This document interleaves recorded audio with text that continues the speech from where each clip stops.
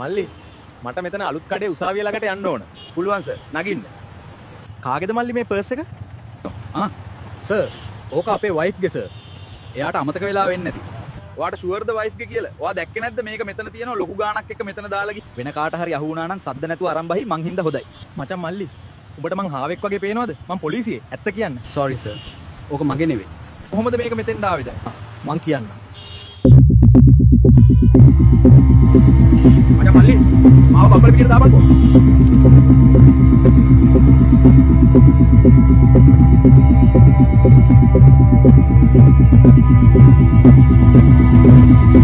ඔන්න ඔකයි උනේ. සර් කියනකම් මං දන්නෙත් නෑ පර්ස් එකක් මේක ඇතුලේ එකක් තියෙනවා කියලා. මේ කොටුව පොලිසියනේ. මං PC රසික මේ පර්ස් එකක් නැති වුණ එකක් ගැන පැමිණිල්ලක් කියනවාද? දැන් මේක ඔයාගේ නෙවෙයි කියලා දැනගෙනයි මට බොරු කිව්වේ. ඔයත් ලොකු වැරද්දක් කරන්න හැදුවෙට. කවුද සර් සල්ලි වලට ආස නැත්තේ?